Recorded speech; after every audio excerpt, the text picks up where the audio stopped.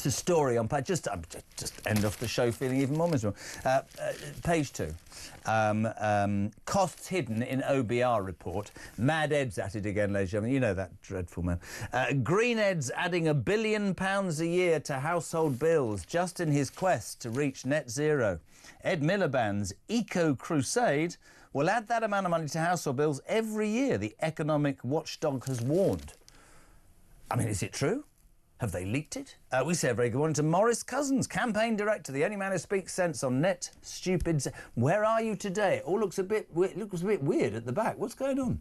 Well, I'm currently in the office, but it's very grim behind me, so I blurred it because to spare your viewers the state of our walls. So basically, things are so bad for you at your home that your walls are grim.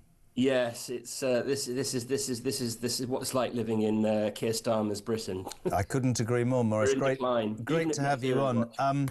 Green Ed will add £1 billion a year to household bills. This man has no shame, has he? No shame. We don't forget, Jeremy, we've got the highest industrial electricity prices in the developed world. Yep. Right. So by doing this, he's just making it more and more, uncompetitive and ladening more burden on businesses and families. It's outrageous. Absolutely outrageous. He says coughing. Sorry. Again, with politicians.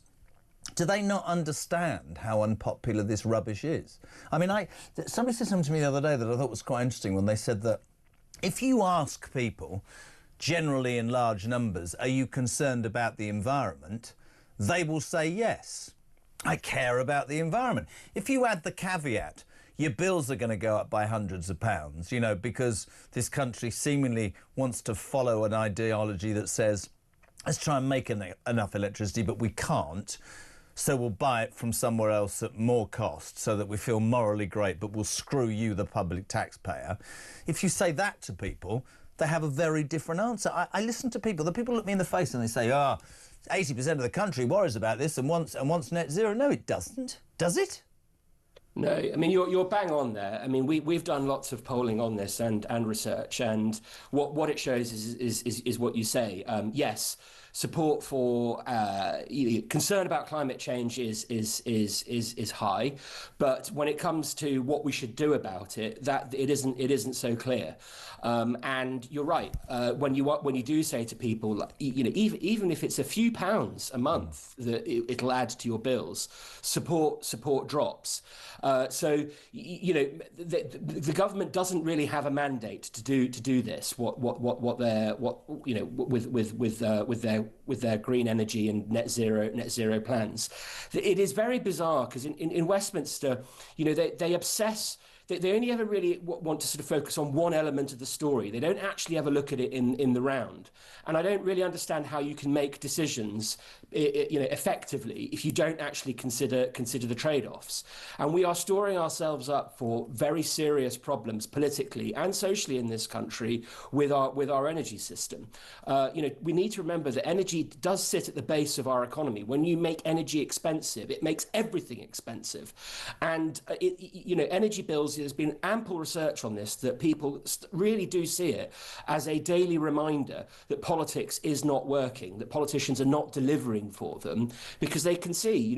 I've seen focus groups where you've had families that are struggling to heat the home to the temperature that they want, having internal fights and disputes with their children because they can't turn the temperature up and there isn't enough hot water to shower children properly before they go to school. This is really, really serious, Jeremy. This is not something that you would have seen, back in the early 2000s when we were, when energy was at its most competitive in this country. But you'll never convince me that if a country is, I'll have stand-up arguments with people. You'll never also convince me that if a country is that skint, it's spending north of 120 billion a year on interest rates, when it, and I know it's a Trump phrase, but I'm searching for another one. If you've got revenue under your ground, I'd bloody well drill it and sell it to make sure we're all better off. I don't understand this philosophy and ideology that we again have to appear to be doing the right thing to the detriment, Maurice, this is my point,